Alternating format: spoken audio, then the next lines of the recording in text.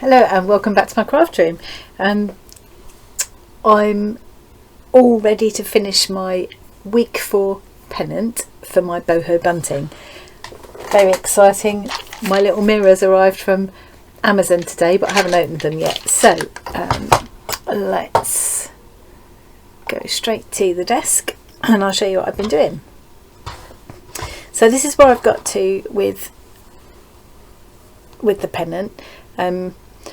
At the end of the last video I had just tacked the jewel on, and I've used the same kind of stitching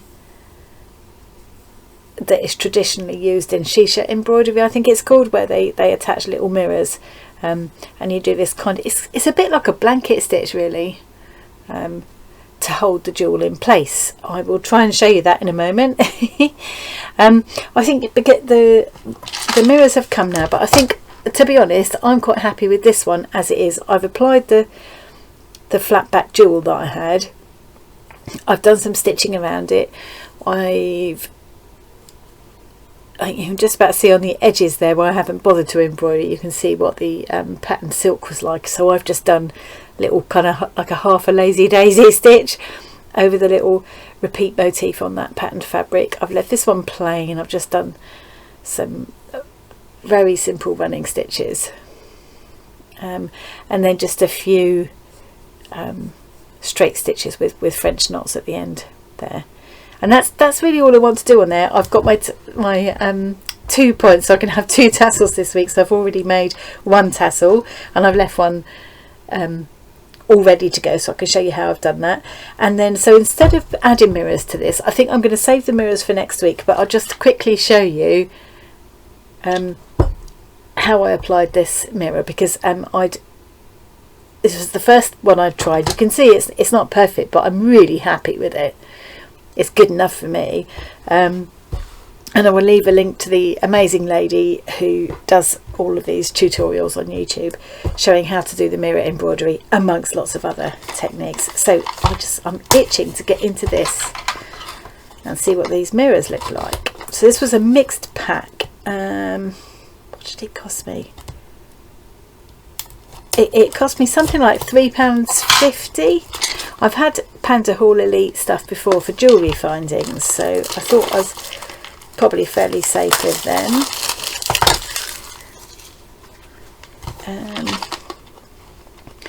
And this is a mixed pack of different shapes. I like that it comes in this little storage container, which I actually wasn't expecting. So that's a bonus. Now I'm going to use a round one today. We seem to have more round ones than anything else, which is good. I don't know what that, oh, that's a separator for the, that's really nice getting this little container. That's a little bonus, that. I like that we've got different shapes. So we've got the triangles, squares and round. I'm assuming this has got some kind of film on it. Yeah, so you can see it's quite sort of murky looking, and then when you take the film off you get that lovely shiny mirror. And on the back it looks kind of papery. Does that come off? Yes. Oh, another bonus. You see, they didn't even explain this in the description. So that's actually self-adhesive, which will really help with this technique. So what I'm going to do is just to show you how I did it. I'm hoping I'll be able to do it again. Is I'm going to just apply it to this fabric, and then I'll just put it right in the middle, so I'll leave plenty of space around it, and that can be cut into any shape later on, and it can become a motif to decorate a future pennant, probably next week's, because I can't wait to have a go with more of these mirrors. So that is really handy that it's self-adhesive, look, because it just holds it in place while you're working on it. Otherwise the first few stitches were a little bit tricky. So I need a needle with a fairly big eye to get a reasonably heavyweight thread through, but it also needs to be a sharp point. I'm going to do it in this colour because that'll show up nicely. I'm just going to tie a knot.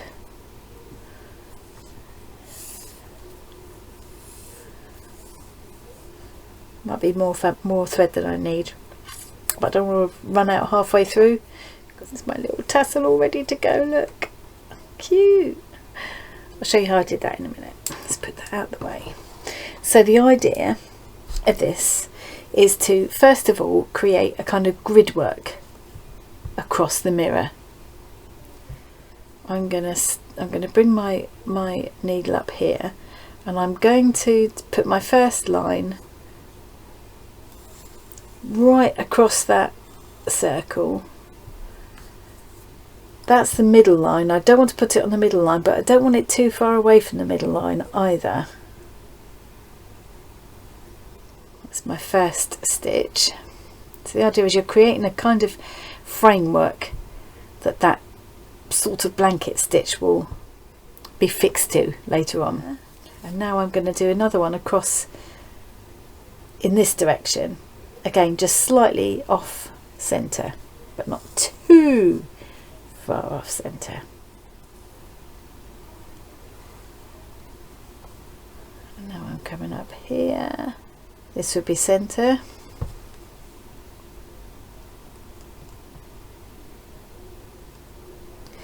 As I say, I will link to, she's called Sarah somebody.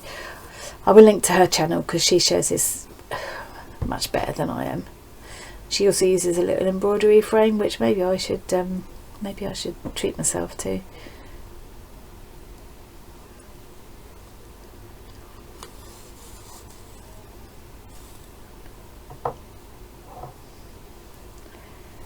There we go.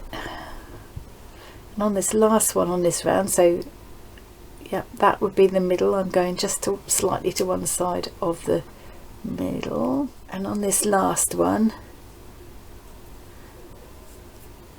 instead of going right over, I'm going over this thread, and then I'm just going underneath this one.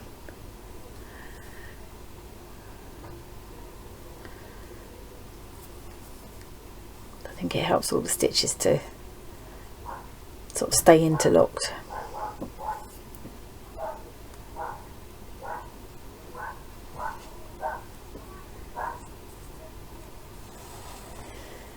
There we go. Oh, looks a little bit crooked, but I don't think it's going to matter too much. And now what I'm going to do, apparently some people just leave the grid at this, but what Sarah recommends is doing a second grid kind of offset from this one. So now I'm going to aim to have my grid going this way, to there, to there. And again, this is my centre line. I want to be just a little bit off it.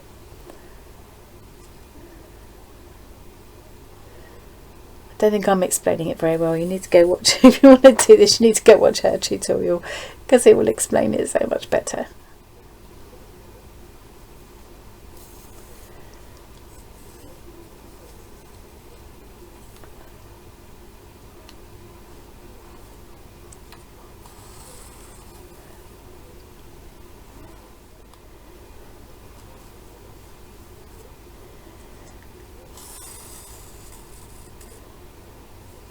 And then the last one,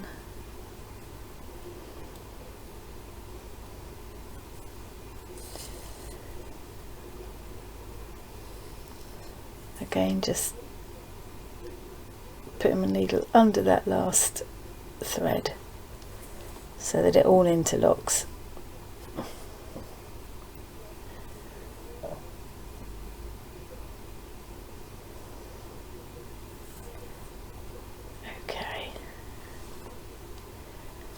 And this I found it worked quite well because the jewel I had was square, and I was a bit worried that I wouldn't be able to work things out, but it was fine in the end.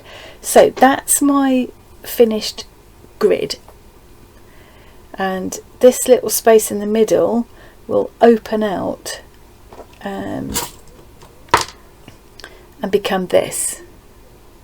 kind of size. It looks like you're leaving far too small a space there, but you pull the threads out as you're working round, and so the that little aperture in the middle does open up. What Sarah suggests is at this point fasten the thread off and start again, because then if you go wrong you haven't got to take out the grid and start that again. So once you've done the grid, fasten off your thread. And in this case I'm using a ball of crochet thread, because I've got loads of this in lovely bright vibrant colours that I've had knocking around for quite a while. So it was quite nice to find a use, and the colours go beautifully with all of these fabrics that I'm using. So that's it. I've done my grid. I'm ready to do my little kind of, what I'm thinking of as a kind of blanket stitch that goes around the outside to hold everything, to hold the mirror onto the fabric. So I'm just coming up anywhere really around the circle, right next to the circle.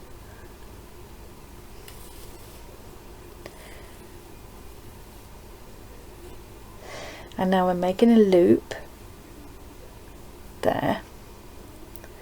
I'm going down through these stitches, this grid that I've made, and I'm pulling like that, and this is where it reminds me of a blanket stitch.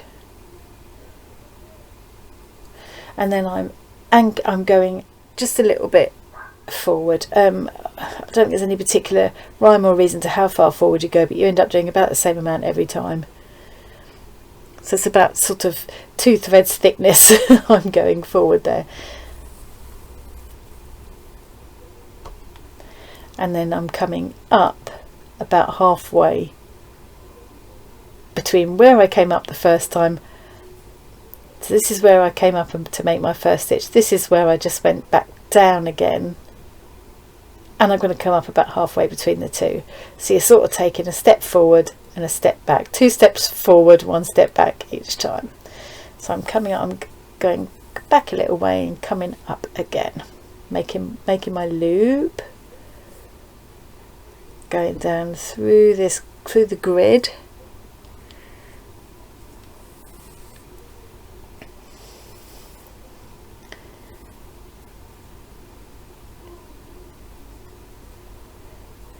and then going a little way forward, just keeping quite close to that outer edge of the mirror each time. And now going back a little way so that I come up between those 2 points again.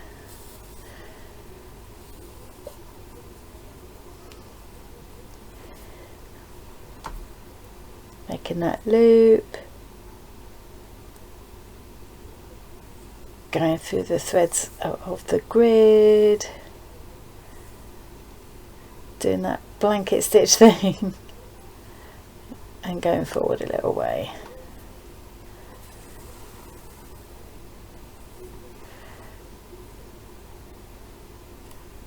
And then I've gone forward 2 steps, I'm going back 1 step and coming up between those 2 stitches. 1 more, make the loop,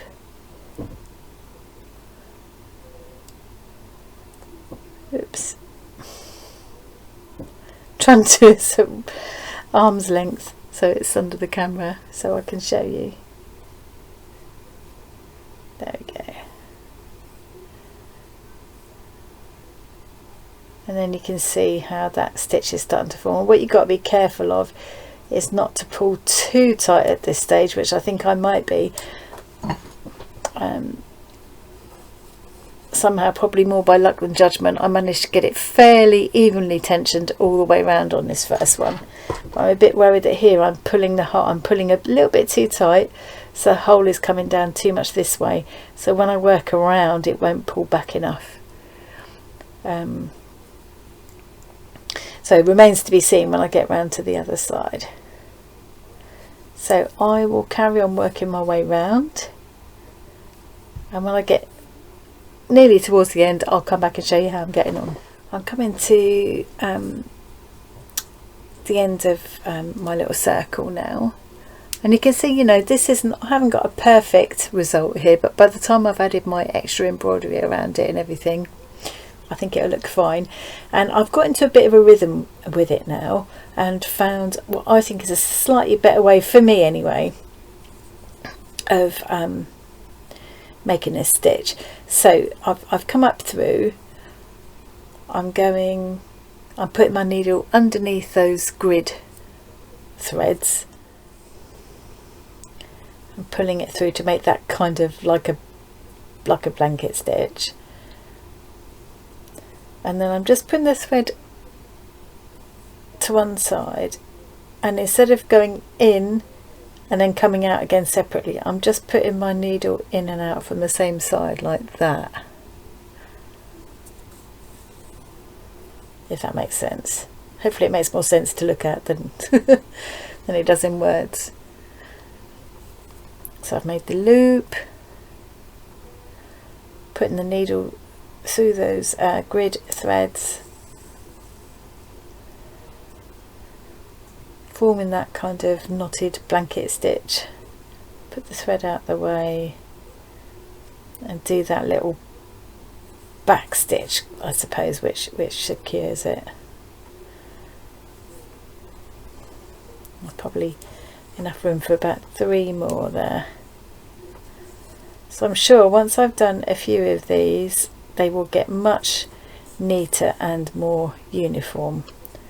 But as I say, I'm quite happy for it to be a little bit skew with, because by the time I've put all the decorative stitching around it, I'm not going to notice.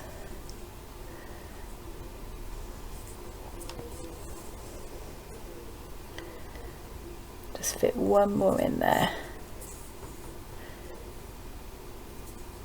And you can see that although that the hole in the grid was quite small to start with, it's opened up quite big now. And if you make the initial hole too big, the chances are that these will open up too much and the mirror might fall out, which you don't want. There, I'm just going to take that thread to the back now, and then I can fasten that off. So there we go.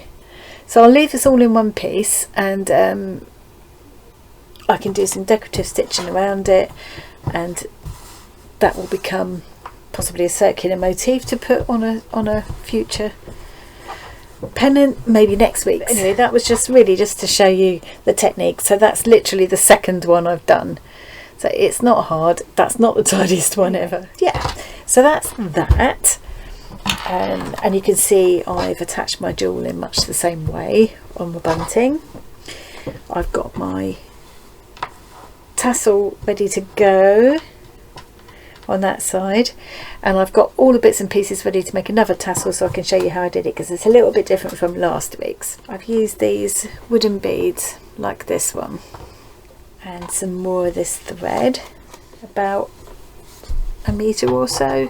So I'm going to start off, I'm going to get my bead ready first, and I could use just a plain wooden bead, but okay, if I was going to use a plain wooden bead, I would have done this threading all around to kind of completely cover it, but I wanted this bead to show through and for it just to be a bit ramshackle to match the rest of the tassel.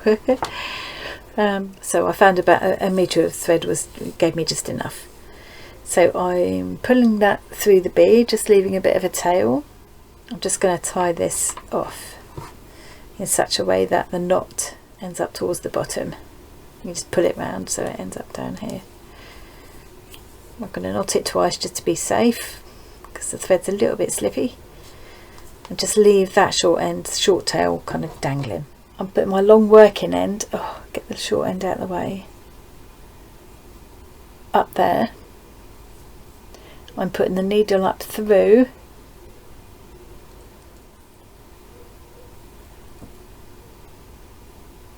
and just slowly, carefully pulling it up. So again, it's sort of like almost like a blanket stitch really that I'm going to work around this bead. The first couple of stitches a bit tricky, but once you've got going it's really easy. So I'm leaving that end away up there, bringing the needle up through the bead,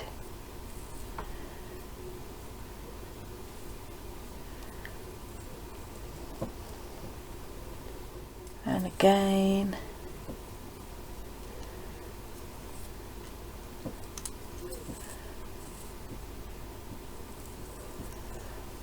and you can see that now it's starting to form this.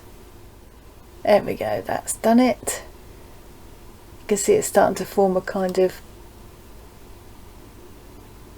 well, yeah, like a blanket stitch around a bead really. So I'm just going to work around and do that all the way around until I've used up all the thread. And I could work it really closely and cover the whole bead with thread if I wanted to, but I want some of the bead to show because I like the colour and I like the lines in it, so I don't want to cover it up.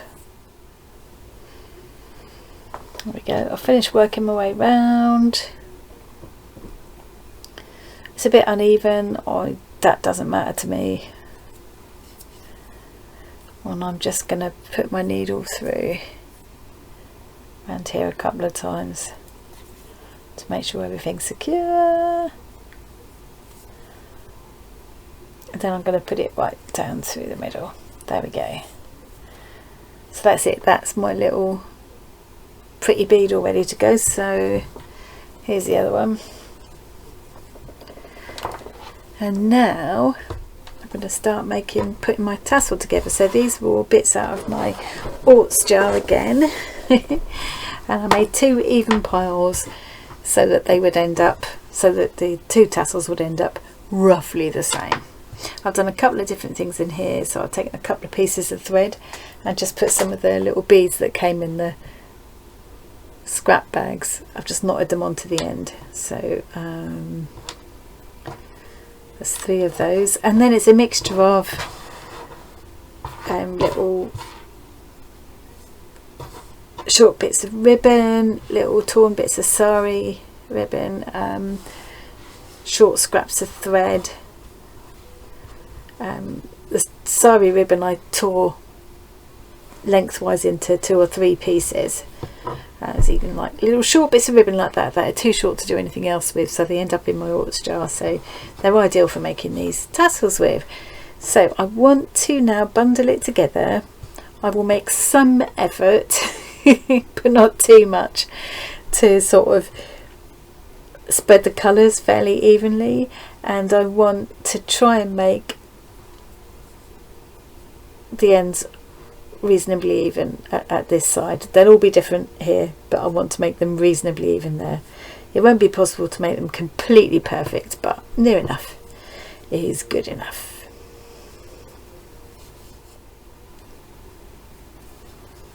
Okay, I'm going to go for that. I've got my thread already here,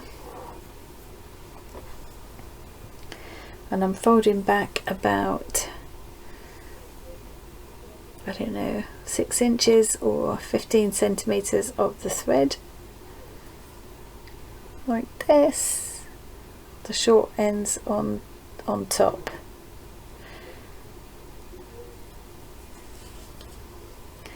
And I'm holding all these pieces together. I'm going to lay my thread over the top. So here's the short end. Take that off to one side, and now I'm going to take the long end and start winding it around, working from right to left. So I've got a loop here, quite a long loop here. I'm going to hold all of that together, the short ends off up here out the way, and I'm going to start winding this long end around, working from right to left. So I'm going slowly, making sure I wind it in fairly tightly but not ridiculously tightly, and I want each wrap of the thread to be close to the previous one so I don't leave any gappage. It's got to be tight to hold everything securely, but not so tight that I can't pull my thread through in a minute.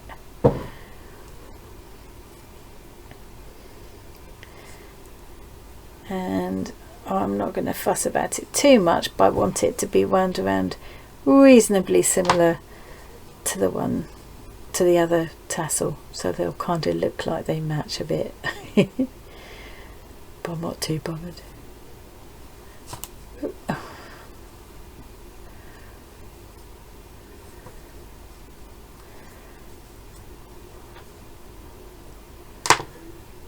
Couple more wraps.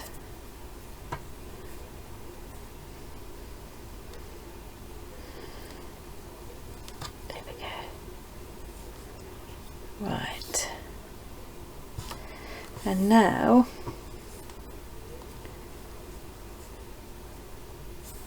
I feel like I've got enough wraps around. I'm going to put the end through that loop I left.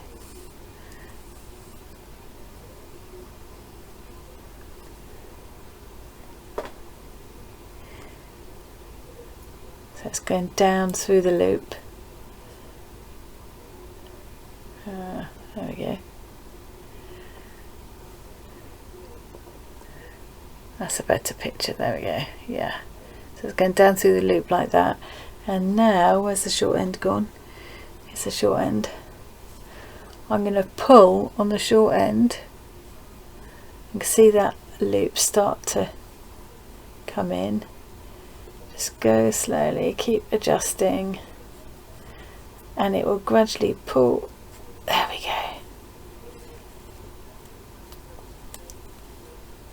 It'll pull the other end inside this wrap so that everything's tucked away. And now I can cut this end off there, and that long end I can cut off to match the rest of the tassel.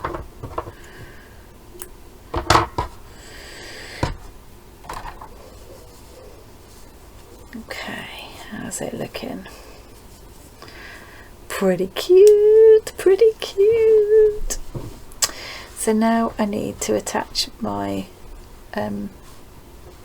my bead, my little bead hat. So I'm going to cut these ends off pretty close to the binding like that. Okay, I've threaded those loose ends from my bead that I wrapped earlier on. I've threaded them both through my needle at the same time, and I'm going to push them through the centre of my tassel. Open it all up and push them through so it comes out in the middle. It's going to take a little bit of persuasion to get it through. There we go. And now, just to keep everything secure, I'm going to put some glue on all those cut ends there, and then pull on those threads to bring it all together and tidy everything up. Yay! And now what I like to do, oops, let's just put a lid on my glue. And now what I like to do is just trim into all the ends. I look like a tassel hairdresser. Just cut up like that to sort of feather the ends. Let's see if they match. Oh, one's much longer than the other. Let's trim that down a bit more then. Okay, that's it. I've trimmed them down. There's my number 4 pennant with 2 raggedy tassels this time, and the bit of bling. There's the shisha, my first attempt at shisha embroidery, adding mirrors, so I shall have another go at that next week. Here's how it looks with the previous ones. So I shall have to stitch those on. I'll do a running top stitch around the edge of all this as well, because I've done that on all of them. I might have to go back and make tassels for all of them now, because I just love these tassels. Okay, so that's it for me today. I hope you enjoyed watching that, and I hope that maybe you feel inspired to have a go at some boho bunting yourself. Let me know if you do. Okay, I shall finish putting that together, and then I'll post a photo at the end of this. So that's number 4. I'm a third of the way through. I'm only planning to make 12 of these, because I think that will just give me just long enough to hang up in my room somewhere. I've got limited space. Anyway, okay, that's it for now. Thanks very much for joining me today, and I will see you again really soon.